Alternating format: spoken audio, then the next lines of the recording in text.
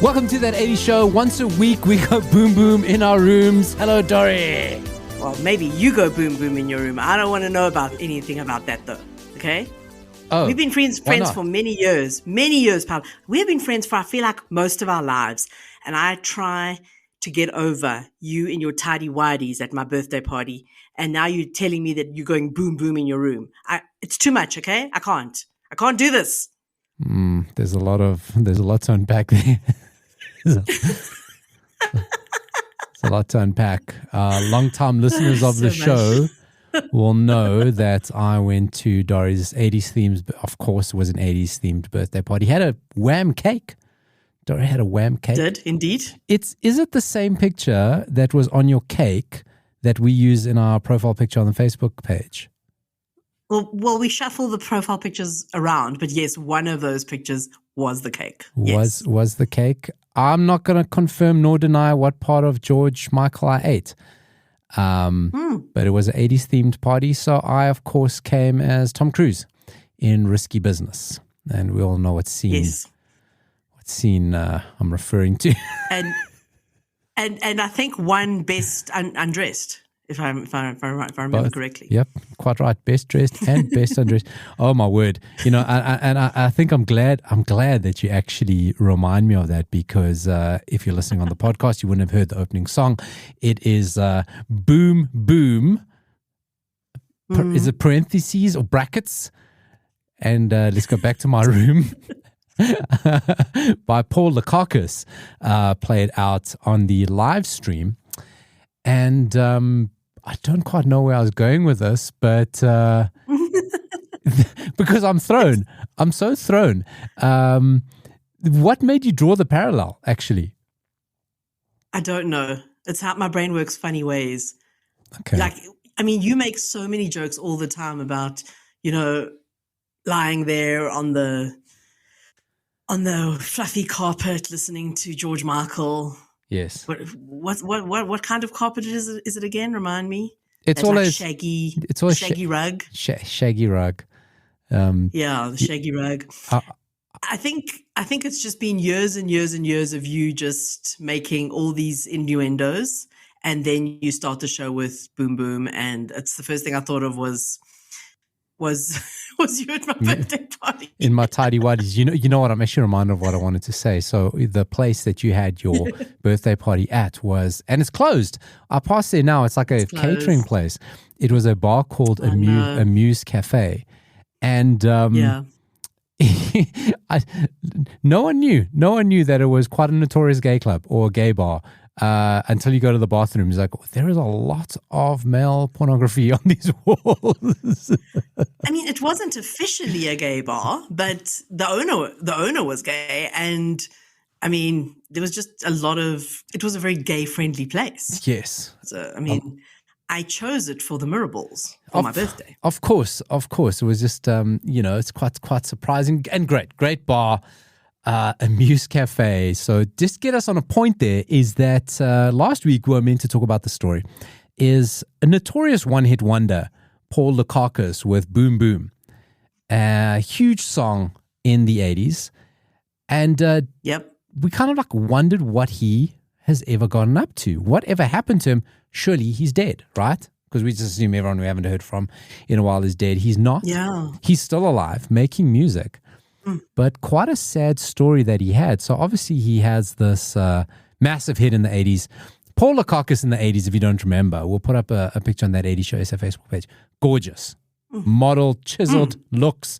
The flyaway hair. Look at his flyaway hair, Dori, on the album cover. Yes. Flyaway hair. Further down in the article, he's now posted on Instagram a photo of him, 1988 West Village, in tidy whities. And I think that's probably what drew the parallel. Yes. Why you bought it? Clearly, you see, like I said, my brain does strange things, so my brain had correlated the two somehow. Yes, that's it. I did not look like that in my tidy whities. I'll tell you that for free. And you were just missing the flyaway hair. That's all. Well, my hair flew away, completely flew away. Didn't. It wasn't a style. It was a traumatic experience. So he has this massive hit in the 1980s, but of course he has to keep two secrets. despite his song being a massive, massive gay anthem, like absolutely monstrous gay anthem. I mean, it's no surprise. Boom, boom. Let's go back to my room. We all know what that means. And it was played all around the New York club scene. He had to keep the fact that he is gay, he had to keep it a secret. He was closeted during his whole tenure. And he went touring all over the place. He could never reveal that he was gay. And on top of it, in the height of the HIV pandemic, he was HIV positive. Yeah. So he had to keep these two things a secret because he goes, okay, listen, I've just broken through. I am a success. I got this #1 hit. I can't tell anyone any of my secrets because I'm going to lose my contract, only to find out that his contract was actually a total scam. He made no money from that song. I mean, it's unbelievable how many people that has happened to. I know, but And the thing is, like, you get this huge one-hit wonder. You think, that's it, I'm made. And then exactly. You're screwed. But even off a one-hit wonder, you go, okay, look, this is huge. It's the #1. There's going to be royalties. Even if just out of people playing it on like themed weekends on radio and one-hit wonder compilations, I'm going to get some money. And he gets nothing. But it kind of goes into this trend because I saw news this week of the Milli Vanilli documentary coming out. And we've spoken, I don't think there's anything new to come out of the Milli Vanilli story. But it fits the stereotype that you've got this really good-looking guy, model looks, like kind of negligible singing talent, because it's okay, Just enough. And he's dumb. He's good-looking. He can kind of sing. We're going to make some money out of him. He doesn't know what's going on. And they Milli Vanilli'd him, basically, and totally screwed him out of every cent for that song. He says when the success fizzled out, he found him in West Hollywood battling addiction. He turned to sex work to support himself in his early 30s before joining rehab. He said he went from being a singer who strips to a stripper who sometimes sings to support himself and to make his money. But of course, luckily for him and fortunately for him, he's found great success and support in the LGBTQ plus community and is a huge icon in it and is finally living his best life. He says rainbow means a lot of things to a lot of people. Celebrate the rainbow, celebrate gay pride, celebrate your friends, celebrate with family, celebrate with new friends you meet, celebrate the joy, the love. That's the message from Paul Lekakis. And that's for everyone. And I'm very happy for him, but that song is horrible. So, what Dori's talking about, you would have heard me say rainbow. Rainbow's for everyone. Yes. Rainbow is the name of a new song that he's got. Now, we're not going to play that, we can't play that, No. It's called Rainbow. But did he release it for Pride Month? Is it new? Is it like new? This is new. So this article is from the 12th of June. So, and it does say new release. So it's called Rainbow. And here is the Solar City original mix featuring Solar City. He's in it is probably what I can say about it. He is in the song. He does. I mean, he looks good. He's aged well. Yes. Yeah. That's all I can say about it. Song is not the best.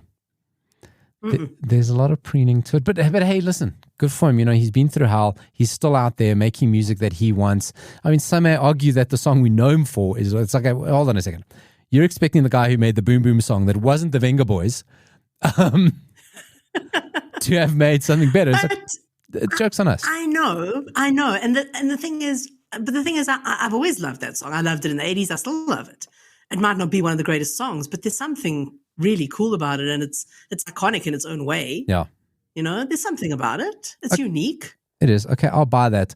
What I do want to say to you, a dear friend of the show, the celeb savant, some may know him as a chart savant, the accidental podcaster. So many interviews and podcasts that guy does. He must, I mean, like, I think if he's looking for a sponsor, it needs to be like Halls, Halls cough drops, because he's always talking. Okay, he must be constantly talking. I think he would be talking either way. It just so happens that he's recording himself. Okay, but I think he's just a talker. I just now listen, if you follow him on TikTok, the Celeb Savant, we've seen him dancing, we've seen him do some moves. Dori, if we had to replace Barrett with Paul Lekakis in this music video, he's not looking out of place. I've seen Barrett No. do every single one of these moves. I think he even has the same jacket. So that is Paul Lekakis with the song Rainbow. He of Boom Boom, Let's Go Back to My Room. Good for him. I like a good news story, especially when, we often laugh at 80s people with addictions if somehow they're not real people. But when they do come out the other side, I'm always very happy for them. Big news this week, Dori. Linda Hamilton of Terminator, we know. We spoke last week. Of Beauty and the Beast. She was. Oh, my word. Let's have a throwback then. Come on. Way more Beauty and the Beast than Terminator. Really? Well, I know that Terminator is what made her, I suppose, definitely a gay icon. In fact, I think there's a Twitter account or an Instagram account called Linda Hamilton's Arms. Yes.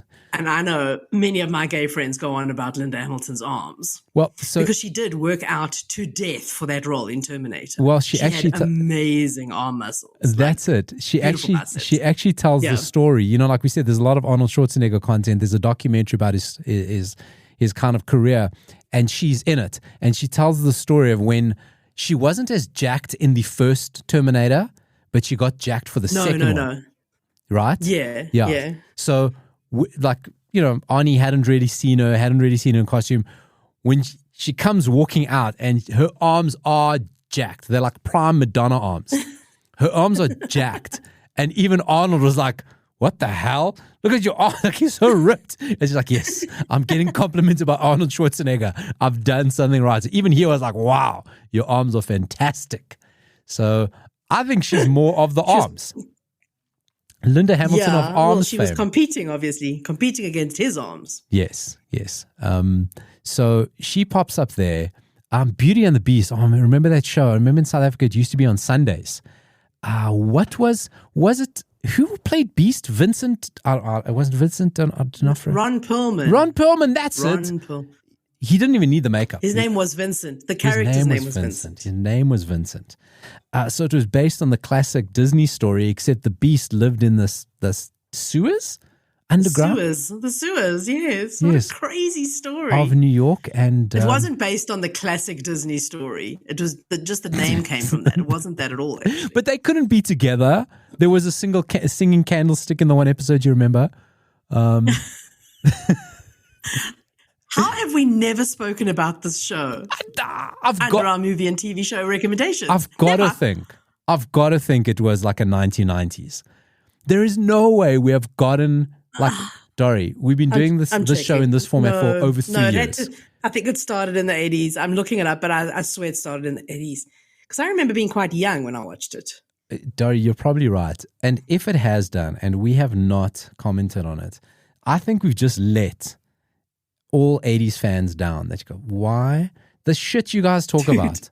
The nonsense. Dude, it ran from 1987 to 1990. Oh my God, that is... We have dropped a massive ball here. That is peak. We have dropped a beast-sized ball, Dori. Beast balls. My word. How have we got... here's a theory. Here's a hypothesis, right? Maybe it only showed in South Africa in the 90s. How's that for hypothesis? Yes, possibly. No, that's possible. Yeah. So maybe that's what we've... I'm trying to excuse us for our, quite frankly, inexcusable negligence. Okay. But back to your story. You said Linda Hamilton is back. She is back in season 5. She's coming back to season 5 of Stranger Things. Not coming back. Coming to season 5 of Stranger Things was announced this week. Ooh. They had their big Netflix event where they're announcing all their shows and all their things coming up. And yes, she is coming to Stranger Things. Another throwback to the 80s. The Duffer Brothers, of course, who love the 80s and are the producers and writers of Stranger Things, are over the moon to have her. She's so iconic for anyone growing up in the 80s. I mean, we all wanted Linda Hamilton. I wonder what role she's going to play. Let's see here. It says she joined the cast of Stranger Things. They haven't said anything. We do not know who Hamilton might be playing. Or what if she plays Sarah Connor? What if she plays Sarah Connor? What? That would make no sense. Why would it make sense? Because there's the theory, right, about Winona Ryder. Because Stranger Things is so full of cultural moments, right? So there is definitely, I think there was even one episode where they mentioned Beetlejuice. Yes, that was the one. The one episode they mentioned Beetlejuice. So they go, if Beetlejuice exists, surely Winona Ryder exists. So how do you explain this? Obviously in a Stranger Things world where there's upside down world or whatever, right? So yes, where things are so explainable. Exactly. Yes. So it goes, well, there's obviously Beetlejuice in their universe, so therefore there is a Winona Ryder, unless Winona Ryder, someone else plays her character. But I want to see Sarah Connor play, or Linda Hamilton play Sarah Connor in Stranger Things. But like same to defeat the evil. The evil. What's that guy's name? The guy with the tentacles? I don't remember. Vecna. I really don't. Yeah, she's gonna come beat Vecna. Yeah, maybe. I recently saw Linda Hamilton. Have you watched a show called Resident Alien? Because she's in that. Oh, she is. She's like a military general chickie trying to find the alien. I lost momentum on that. That's the one where it's like it's quite of a comedy and the alien takes over the body of the small town dentist. Yeah. Right? Yeah. It's cool. I like it. It's a good show. She must have come in later because I lost momentum on that show. Yeah, she does come in. She comes in later, yeah. Oh. Arms. Are her arms there? Or are they covered? They were covered the entire time. She was wearing like a long sleeve the whole time. Yeah, Bit of a cold place, set in Colorado. Yeah, true. So I wonder if I'm a Linda Hamilton fan or a Sarah Connor fan. I think that's something I got to kind of like work out because Beauty and the Beast just totally skipped me by. In Beauty and the Beast, I will delve back into Beauty and the Beast one day. You got to get into it. You got to get into it. And like, did they end up together? Her and I can't remember how it ended. I honestly don't remember. Did he turn back? I'll do a deep dive, and I'll do it as a TV series one day when you least expect it. Look, let's be honest. Yeah, on That 80s show, we don't deep dive. We dip our toes in. There's no. We go to the shallow end. And we go, and then we just splash some water on the side, and then we put our toe on that. So no deep dive. And then we have our Club Tropicana drinks by the pool. Yes. Because that's the adult way to do such things on That 80s show. Of course, we're saying what movie, if you've never listened to the show, every week, each one of us picks up a movie, a TV show, a something that reminded us of the 80s or we watched in the 80s, and then we talk about it. Not really to tell you to watch it. None of us really watches it. It just goes, that's nice to talk about. And we start off, Dori, what do you have in the little video shop of your mind for us this week? I have something really cool this week that if you have Netflix, you can watch. It is not set in the 80s and it is not from the 80s, but there's a lot of 80s in it. And it gave me a real 80s vibe when I watched it. Nice. It made me feel like a teenage girl again. It's a really sweet movie on Netflix called Mixtape. I don't know if you've seen it. I have watched it. I found it very underwhelming. I think I went into it with the same reason as you did. But let's see from your perspective. Maybe I'm just not the target market. You're definitely not the target market. Because while you act like a teenage girl much of the time, you really aren't one. Mm-hmm. So I watched it with my teenager and we both thoroughly enjoyed it. And I have to tell you, like I wasn't expecting a huge amount from it. I was like, oh, this is going to be like, it was like one of those where I feel like something really light, something that I really don't have to think about at all. It is that sort of movie. Delivers. Yes, it is that sort of movie. It delivers. And it actually, and it has a lot, because you've seen it, I can tell you'll understand what I mean when I say it has a lot of 90s-ness to it as well. Yes. Like, it's actually reminded me a bit of High Fidelity, those kind of, that kind of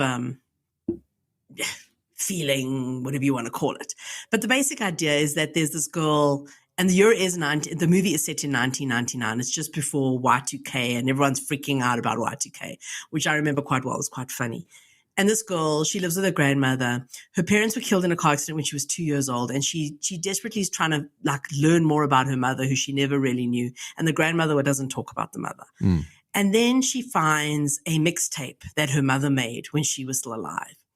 And she goes to track down. Okay, first of all, you remember that scene. She finds the tape. She miraculously has a Walkman, a Sony Walkman. This is all in the basement of her house. Mm-hmm. She puts the tape into play and the Walkman immediately chews the tape, but to the point where it just pulls the tape out.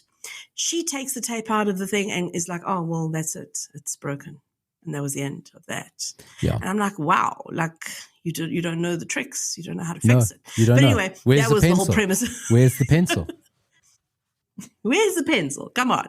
But yeah, she didn't know about the pencil. Fair enough. A kid in the 90s might not know. But yeah, so it does set up the whole premise for the movie, which is that she's trying to track down the songs on the tape because she feels like maybe there was some sort of message from her parents to her. And she finds an old record shop in town. Yes. And there's this very grumpy man who runs the record shop. Like most music snobs, whoever worked in music stores in the 80s and 90s, he's typical that way. But he's really cool. You get to absolutely love him. And he helps her to like find the songs that are on the tape. And I have to tell you, Paolo, we talk all the time about how we're always discovering new songs from the 80s that we didn't even know existed. This movie introduced me to a few songs I had never heard before. And I found this really cool article on the Netflix website. I've put the link there. You can check it out. That actually goes through all the songs on the soundtrack. And a lot of the songs were from the 80s. Not all of them, but a lot of them were from the 80s. And I had never heard of most of them. I knew the Brian Ferry song more than this, which is actually Roxy Music, which, huge song, huge hit. But other than that, and maybe it's because a lot of them were quite punk and quite obscure. Yeah. And I wasn't really into that kind of thing. The first song that you hear, which came out in 1981, a song called Getting Nowhere Fast by Girls at Our Best. Never heard it. Never heard of the band. It was quite cool. All right. It wasn't bad. Yeah. Then there was the Japanese punk song. Do you remember that one? Called Linda Linda by the Blue Hearts. Okay. And it's a song in Japanese, literally in Japanese. Very obscure. Came out in 1987. Right. These are songs I would never have heard if I hadn't watched this No, movie. but it's so many of them were so punky though. That's kind of Very where punk, yeah. Even when you do see I think you see a flashback of the parents, they're not total punk. Total punk. Yeah. Are they total? No, are they total they punk? were. I think the dad had a mohawk and proper punk. Okay. Yeah. The mom had like spiky gelled up hair, it's like. So tell me what you think about that, right? So a couple of things. Firstly, as much as I miss record stores and video shops, I do not miss nor cared for the people who worked in them, right? I always made friends with the people in the music shops, and the one turned out to be a muso in a band, and look, they were a unique type of personality. Yeah. I never really cared for them, and I'm gonna say because I also worked in a music shop at one point. Paolo. There you go. I was that person. I find that obviously record shops and video stores are no longer relevant, and even towards the end days of them, they became so corporatized. You just were just a bunch of clones of people who they didn't really know. And that was one thing. The knowledge of the people who worked in there was second to none. Right? They really knew what they were talking about, but they were quite proud. They were very happy that they knew what they were talking about and you didn't. Tend to be a few years older than you. Some of them may have known you from school, or I remember when I left school, you were coming in. So they were that kind of vibe. And then they treated you like dirt. And the only ones that kind of still float around are people who work in comic book shops. That's the kind of same genre sitting there working comic book stores are the last, the dying breed. Yeah. Although I imagine guys who probably work in vape stores have the same attitude. Maybe that would be comparable for sure. I think it could be very similar. So I don't care for that. But it's a sweet movie, and there is a scene which is a little bit cliched, I suppose. There is a scene that pays homage to Say Anything with a kid holding the ghetto blaster over his head, playing a song, and I just really enjoyed it. I thoroughly enjoyed the movie, and I highly recommend it if you feel like something light and sweet and and learn some 80s songs. New 80s songs. There's at least 4 songs from the 80s on there that I'd never heard before. The one thing that throws me, right, is that like it was a hella difficult getting like music like this in the 80s, right? I mean, if you're talking about getting Japanese punk music, can you imagine, other than going to Japan and buying it in Japan and bringing it back? And that's how people got music. I remember, when we first got into house music and hip hop, it was coming from people who went overseas and bought it back. But I mean, kind of, I remember watching at the time, and yes, there was Japanese punk and Japanese ska, and I was going, I don't believe it. I don't believe it. They had too much access to music that would have been impossible to get. And it ruined it for, because nowadays you can get like shit from anywhere. But I don't buy into it. But anyway, like you say, it is a sweet movie. It's a movie that you sit down and you don't want to think about. You don't have to think about. And it is on Netflix. You'll discover, quite right. Get your Shazam ready because you're going to be Shazamming a hell of a lot. I was Shazamming. I was literally Shazamming during it and then checking the date of the release. But then I found, like I said, this cool article on the Netflix website that's got the list of all the songs, when they were released, if they charted, where they charted. I mean, it's celebs, it's chart savants' dream, this page.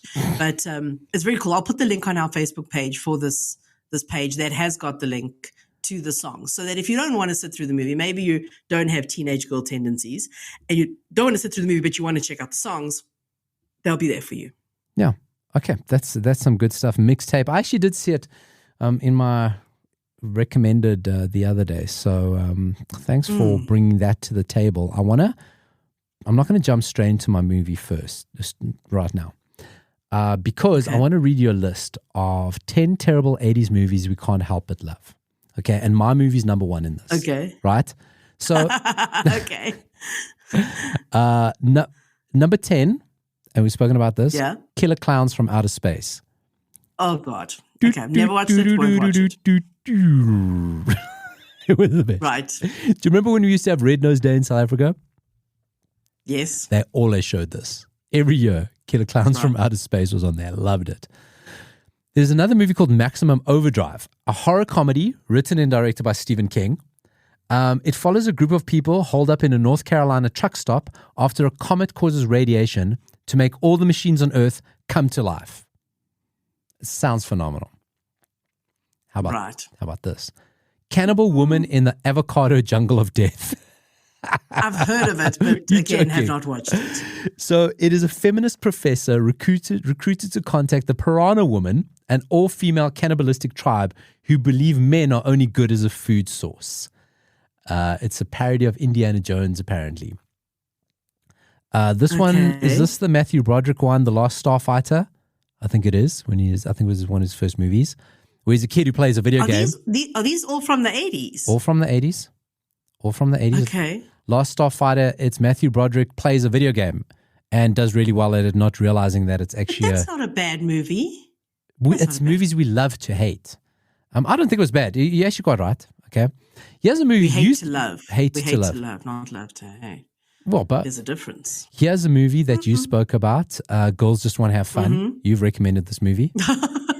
It is bad, though. I'll admit it. It's bad. Sarah Jessica Parker and Helen Hunt. Okay, so that sucks. Yeah. I can't believe we've never spoken about this movie, Earth Girls Are Easy.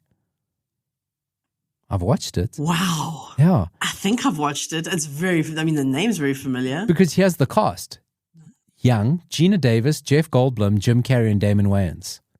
And I remember it. It's 4 aliens crash onto Earth. They take up human form and try to sleep with women. That's what it's about.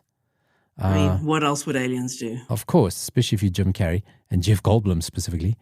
Another one, Silent Night, Deadly Night. It follows a boy who's traumatized after seeing a person dressed as Santa kill his parents. He gets raised by abusive nuns, has a mental breakdown, and emerges as a serial killer Santa Claus. It's a 6-film franchise, this. Okay. Wow. Okay. Now, a lot of people hate this movie, starring one of your favorites, Anthony Michael Hall and Kelly LeBrock, Weird Science. Oh, come on. How can you hate it? I think it is what it is. It is what it is. It is quite creepy, actually, but... No, I know. It hasn't dated well. Number 2, a movie that I recommended. I love this shit. Chopping Mall. I spoke about God. chopping more, Yes. the robots, it was a whole fucking thing.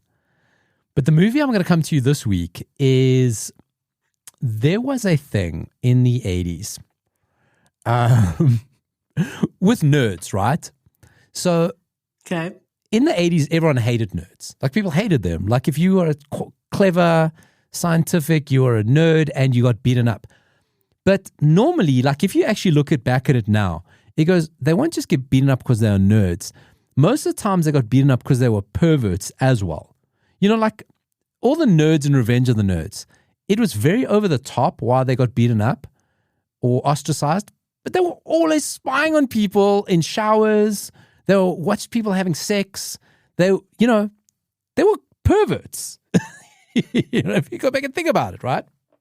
And well, I mean, that's how they were portrayed. That's not how they were in reality necessarily, but that's how they were portrayed. But okay, this interpretation of this, these nerds, right? So it kind of goes, Right. shit, they did hate nerds, but the nerds were always perverts. Porkies, it just rings true. They're always the ostracized, the outliers were always perverts as well. So you kind of go, look, if you're gonna, We won't talk about that scene in Revenge of the Nerds. We won't talk about it. the Darth Vader one, But yes. yeah. Yes. If you wanna know what to talking about, just Google Darth Vader Revenge of the Nerds. A very cancelable scene and we watched that as kids, and we didn't find anything wrong with it, and we didn't turn out to be serial killers or misogynists. I or anything. did. I found something wrong with it always. But anyway. Okay. Yes. I watched it. I didn't really. I mean, I think it just went so over my head when I first watched it, and then it also goes, well, I didn't turn out to be a maniac. Like, I respect women, and Also, do remember that Revenge of the Nerds was 2 to 18 when we were kids, and most of us watched it before we were 18. should not have been So watching. it's kind of our fault, right? It was Mnet's fault.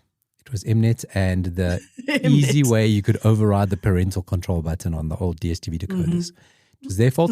And those errands guys at the video shop that allowed me to hire it. I blame them. Yes. Actually, another reason to dislike people who worked at video shops. Hang on. How do the video shop guys compare to the music shop guys? The music shop guys were worse. Way worse. Because the video shop guys were also quite snobby about their movie knowledge, but they would let you, for example, take age-restricted movies. That's what I'm saying. So they were like kind of your ally in a way, right? Exactly. The music store guys, like, if they felt you didn't know enough about certain music, they just wouldn't sell it to you. They're just like, No, they wouldn't let you listen to it in the listening booth. I mean, you spoke about High Fidelity earlier. I mean, they were all Jack Black. Yeah. They were all exactly Jack Black. No, you don't know enough. You can't buy this. Get out of here. I don't want you to listen. Block your ears. Right? Where you're right. Video store guys would let you go, listen, you're an idiot, but I'm going to let you take this. And just fast forward 17 minutes, you're going to become a man, son. And so they were allies. You're quite right. Okay. So my movie that I'm going to talk about starts off with a character. He, everyone hates him because he's a nerd. Okay. That's basically it. And he works in a health club, right? So he's the janitor in the health club. And also working at the health club are the jocks and their very beautiful girlfriends. I don't see at any point them ever training anyone, ever working. They're just always working out and having sex. Okay. So of course, said nerd is always spying on them, having sex. And he's like super geek. What I have to tell you about this movie is it is a super over-the-top movie that knows it's so bad. It is so shit. And it fully leans into it. It goes, if we're going to make a bad movie, we're going to make the best bad movie ever.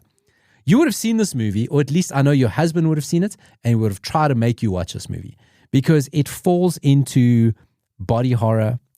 It falls into Fangoria. Okay, remember that magazine Fangoria? And what I read here? Yes. Fangoria baiting gore porn. Okay. Oh my God. Okay. I definitely haven't seen it, but chances are my husband has. Right.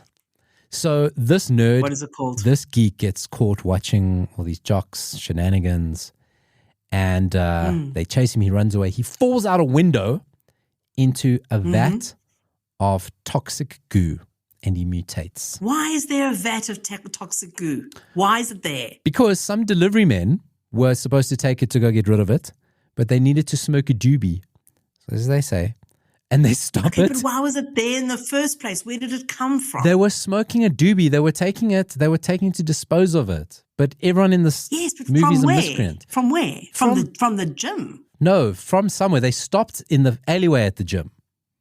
Right? So they're taking it from where this toxic goo is made to go dispose of it. But on the way, they stop to have a doobie.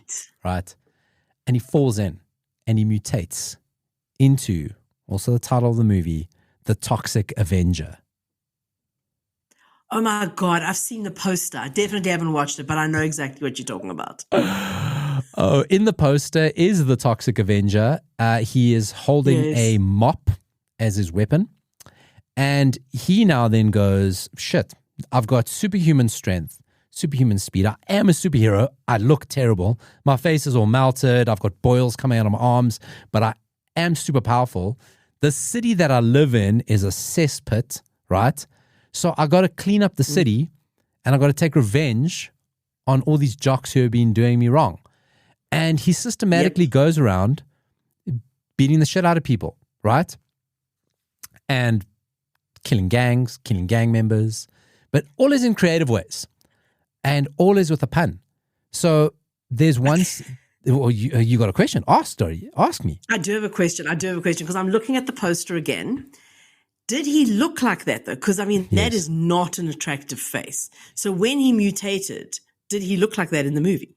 No, that's 7 hours of makeup. No, he looked like a super geek. He looked like...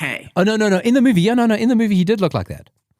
I don't know if you can find a photo of what he looked like in the movie. But it's not dissimilar because obviously that's like a comic book drawing of him. But he did look very similar to that.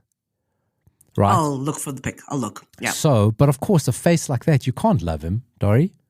You can't love him.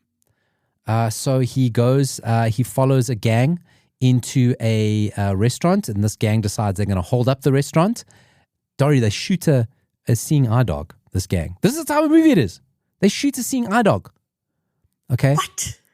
That's horrific. It's horrific. And it just so happens that this lady who had the seeing eye dog falls in love with him because she's blind. And love is blind. And then she falls in love with him. And she falls in love with him and they do a sex. And then things carry on. He rips people's arms off. There's a corrupt mayor who's trying to run the city into the ground. And when he kills him, he rips his stomach out. He says, "You don't have the guts for this." Oh, God. It is so shit. Okay, it is so shit, right? But it's brilliant. But is it so bad it's good? That's fantastic. You will love it because it's quite funny. It knows what it is. It is actually a parody on these types of movies, but like without being too parody-ish, it's not too in your face. It's really well done. James Gunn, who was involved in the Marvel Universe, has now moved over to DC Universe. He was involved in one of the sequels because it spawned 3 other movies, a Saturday morning cartoon show, and a toy line. Right? Wow. It also spawned a comic book by Marvel. So technically, the Toxic Avenger is Marvel canon, and we could see him pop up in a movie with Ant-Man. It's not out of the realms of reality. But before we move on, I've left a lot there. If you look at the running order. It's a lot. That's a lot, yes. I've dropped a picture in there, right? Tell me what you see. Yes, Tell me what you see. I see a screaming woman. In a towel. So this is the scene where they're spying. This is where he's spying on the girls in the shower and they bust him before he turns into Toxic Avenger. You know who that young lady is? Marisa Tomei. Oscar-winning object of George Costanza's affection, Auntie May. That is Marisa Tomei in her first appearance. I mean, now that I look closer at the picture, I can see it. But wow, she's young, yeah. Eh? She runs out, she screams, and then she runs back in. Like, that's pretty much the extent of a scene. So she pops up in it. So she's in this movie. I mean, why are we sleeping on the Toxic Avenger? Like we sleep on Beauty and the Beast? Pretty much. So that's my movie recommendation of the week. The Toxic Avenger, a movie we love to hate. And hate to love, love to hate. Love to hate. All of them. I think it's worthy. I'm not saying I'm going to watch it. It's probably not my vibe, but I think it's worth of mentioning. So well done. It's a movie that bombed at the box office, but thanks to VHS home video, it found a second life as a cult classic. So that is Mixtape. Very sweet teenage romp. Very. And then syrupy, and then Toxic. But actually Avenger. not. Can I actually just qualify that actually what makes it different from other sweet teenage romps is it's not a love story. It's not a love story between, a guy and a girl, or a guy and a guy and a girl and a girl. It's a story of friendship, actually. Friendship and family. It's sweet in that way. As is Toxic Avenger. It's also about family and ripping arms off and bad puns. And unnecessary sex scenes. Like, it's just randomly, they'll just be, there's a sex scene nowhere in a junkyard. Yeah. Oh, because he lives in a junkyard, by the way. The Toxic Avenger. That's where he goes. Of course. Where else would he live? That's where he goes and lives. In the second one, he goes to Japan. In Toxic Avenger 2, he goes to Japan for some ungodly reason. Wait a minute. How many are there? There's four. Oh my God. There's a remake. That, I think. There's constantly been rumored to be a remake. Okay. The remake is alleged to star or involve Peter Dinklage, right?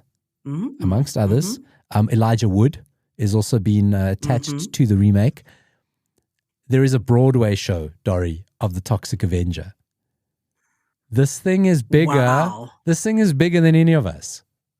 This thing is bigger than the Toxic Avenger universe. It's the new one. Okay. Don't sleep on it. Don't sleep on it. I won't. As a cultural phenomenon. What's been happening to Dori and I a lot this week? A lot. Right? So Netflix have started to do the publications, right? So much. Netflix have started to do the promotion of the Wham documentary coming out 5th of July. We've spoken about it a few times on the show. Of course, we're early to the news. How many people are telling you that you must be beside yourself? You guys are, look, we do know about it already. Thank you. Thank you for telling us. Thank you for thinking that I might not have known about it. Yeah. But what amazed me is, like, I'm literally hearing from people I haven't seen or spoken to in years. I know. I'm like thinking, we're not friends anymore. It's all fine. And then they suddenly messaging me going, hey, did you see what's coming? And I'm like, and as you mentioned, Paulo, we're just flattered that we are the people you think of when you see the word and the exclamation mark, Wham. I mean, we're happier. We're happy that that's the case. I love it. I love so much that people look at George and Andrew and they think of Paulo and Dori. And see us. you know what I mean? Exactly. That is like, it is the biggest trick, mind hallucination, Mandela effect that you and I have been able to pull off. But Paulo, Dori, on a serious note, before you're going to say what you're going to say, on a serious note, did you see the Guardian preview of the documentary? I did. I think Barrett sent it to us. Did you read it? I think that was the one Neil Johnson sent to us. Was the it? Guardian one? Yes. Oh, okay. Yes. I can't remember who sent things to us. So many people. So many people send me things about it. I have to say, after reading that, I'm pre-disappointed in the docu. No. Dori, because they say they don't speak to any of the relevant people in the docu. They don't speak to Andrew. They don't speak to Pepsi. They don't speak to Shirley. People that they could have spoken to. They don't speak to them for the docu. So it's like, okay, but I'm keeping an open mind. Keep an open mind. What I will say about the Guardian. When we speak to Andrew, we'll just get his thoughts. Find out, right? When it comes to the Guardian, right? I've read a lot of reviews of them. Firstly, their reviews are super short. They're like sub 300 words. Okay, so they're always like very top line. Yeah. And I've never read a Guardian review of a film or movie that they've actually liked it. So I also don't. Oh, you mean they always have to find something to complain about? Always. Constantly. Okay. No, constantly. I'm still excited and I'm still keeping an open mind. I just have a different expectation of it now. That's all. I'm just putting the words out there. I think you said it as our watch party. I think watch party, the dad comes out 5th of July, the story of Wham. I don't care who they talk to. I get to watch Wham content for an hour and a half and don't give a shit. So I really don't care what it is. Yeah. Okay. So that's me. And other people will watch it. People who might have thought, because, when I speak to people about Wham, I remind them. Yeah. Because sometimes people think of Wham as like, they were just a silly little thing in the 80s. Wham were one of the biggest, hugest things in the 80s. They were like the first band to go and perform in China. Okay? Yep. Don't forget these things. They have people. sales records. They have sales records and UK chart records that only now are being broken in this like bullshit age of streaming and downloads. When there were physical sales, they have records that have stood since then. Okay, so don't sleep on Wham. And that's what you're right. It's going to bring a whole new generation of Wham fans, and they're going to go, I love Wham. I need more Wham-related content in my life. Let me Google. Is there a podcast about Wham? Oh, that 80 show. New listeners. New listeners, Dori. So... Okay. Effectively, we're the winners. We're the winners out of this whole thing. But shame, who's not a winner is Andrew Ridgeley. We spoke about it when they like made their, coupled them, made their relationship official or public. Andrew, oh no. His model girlfriend, Amanda Cronin, has dumped him. She dumped him. Yeah. Oh, no. Yep. I wonder what happened. Yeah, he split from his girlfriend. Amanda told the Daily Mail, so take it where it comes from, about calling quits on the relationship. I'm grateful for the time we've had together. He's smart, funny, sexy, and cool. Andrew's such a phenomenal guy, but I don't think he's really relationship material, although he has been in a very long relationship. I will get married again, and it won't be to Andrew. That's unnecessary. I just saw that line. As you were reading it, I just saw that line. That is so cold. That's so unnecessary. It's like you broke it up. Of course you're not getting married to him. Wow. The hell? Guess who just made my shit list? I can't. Yeah, absolutely. No. We don't care about her. She doesn't matter. She can take her long-ass Belgravian legs and fucking walk to China for like... Didn't she have the longest legs in the world? Or something like that? Something like that. Yeah. They were unnaturally long. Unnaturally. She's an alien, I tell you. Yeah. That is a very cold... Listen, we've seen enough Andrew content and read the books, get it. I can kind of picture the sort of person Andrew would be, right? And it's fine. Things don't work out. Is he still in love with Karen Woodward from Bananarama? Maybe that's the problem. Let's not speculate, though. Let's wait until we speak to him. Until we ask him. But anyway, hashtag Amanda Cronin, get a walking. Get a walking, Amanda Cronin. Good riddance is what I say to her. Go and upset Andrew. I don't think Andrew actually gave a shit. I think it's kind of like, whatever. Things must end. Things must end.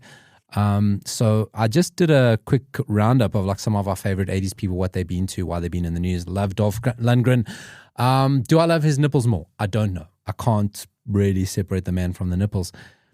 But a story this week, we find that Dolph Lundgren secretly battled cancer for 8 years. Dori? Sure, when? Yeah.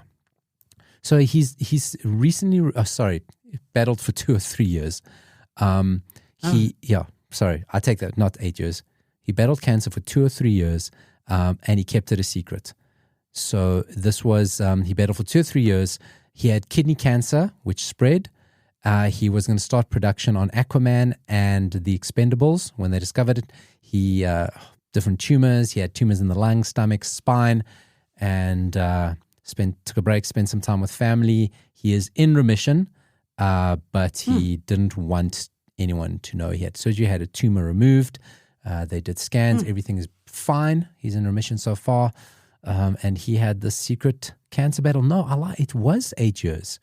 It does say it's an 8-year cancer battle in another part of it. Yeah, so he battled cancer for 8 years on and off. Sure. And he got told that the one round they said it didn't look good for him. So we wouldn't have, they said take a break, spend more time with your family.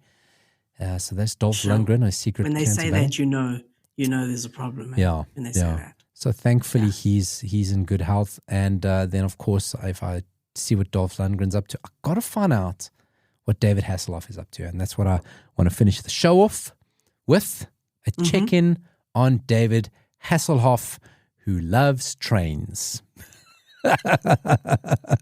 Oh, because of the music video with the train? Unrelated. So where I yes? I go David Hasselhoff News, in a website dedicated to train enthusiasts, they've interviewed David Hasselhoff, which leads me to 25 things you didn't know about David Hasselhoff, right? So this is an interview with him, most recent interview, talking David Hasselhoff, what's he up to, right? I'm going to read you these insights he gave us from this article. His comfort food is dim sum, and he likes steamed dumplings, a fan of Chinese food, right? The song that brings back the best memories for him is Old Lang Syne. I don't know. Okay. Because he loves Chinese food, he's dying to go to China. I want to see if they'd recognize me. I can't believe he's never been to China. Of course he'll be recognized. Of course. What a stupid thing to say. Of course he will. His favorite wardrobe item is his eagle jacket that he wears a lot. It's very 80s. That'll be on the next auction, though, maybe. Oh, definitely. He does like to sell his shit. Yeah. His favorite singers growing up was Sammy Davis Jr. and John Davidson, that he was awestruck and starstruck when he met Sammy Davis Jr. He was on Young and the Restless at the time. And Sammy Davis Jr. said that he wears a hat of success, but he has to be careful because his hat could get taken away. And they became very good friends. No confirmation if he wore a hat. Sammy Davis Jr. says, you young whippersnapper, you wear a hat of success. No surprises, yeah. David Hasselhoff, when he hits the gym, what do you think his favorite workout is? Chest lift. Yeah, okay. The man has got a huge chest. I was going to say bench press, yeah. Yeah, the man has got a big chest. His favorite place to travel is Austria. I would call it Germany, but Austria. But of course, his favorite moment was singing on the Berlin Wall as the Berlin Wall fell. His first big purchase was a black Porsche 928 with tan interior with $54,000 1980s dollars. And now comes the train thing. Why he travels by train is his wife hates flying. So when they get to Europe, I don't know how they get to Europe in the first place. They travel all over Europe through train. You see. So that's why the train thing comes in. They have to take a boat to get to Europe. I mean, and hang on, they're in California. Yeah. So that's a real. So they would maybe have to take a train to the east coast of the USA, then get on a boat. Yeah. And then a train. When they're in Europe, get back on trains. And that's probably why he's never been to China. Long. Yeah. That's why he's never been to China. So that's why this train story comes about. No, so but I mean, if you're going from the West Coast, if you're going from the West Coast of America, it's a hop and a skip to China. The other way around. David Hasselhoff's movie is also Dances with Wolves, not a SpongeBob movie. And he never travels without his earbuds, his wallet, and his watch. So all in all, a fucking boring 25 factoids about David Hasselhoff. I mean, not totally boring. We made it interesting. We found the angle. I got to be honest with you, because we made it. We made it. It's like I got to give David Hasselhoff content. These are 25. It's like, wow, David Hasselhoff, you look really good for your age. Let's hear your thoughts and opinions. Holy shit, you are 100% your age. You're an old man talking about Happy New Year songs and going to China. It's like, that's how I know you're an old man. You never know what's going to happen on That 80s Show. Everything we spoke about on the show can be found at 80s Show SA Facebook page. Just look for the George and Andrew avatar in the profile picture and be sure that it is us. It is not the Wham page. Amanda Cronin, hashtag Amanda Cronin, get a walk-in. Has been a fun show. Thanks for joining me, Dori. We are going to get into Beauty and the Beast with Ron Perlman. Didn't need that much makeup. Got to be honest. So glad Linda Hamilton going back to Stranger Things. What has been the favorite thing you learned in the show this week? I'm going to go with Marisa Tomei being in that really silly movie that I'm never going to watch. In a Towel. Marisa Tomei in a Towel. In a Towel. Let's just add that. Yeah. So thank you for joining me, Dori. Boom, boom. Boom, boom indeed.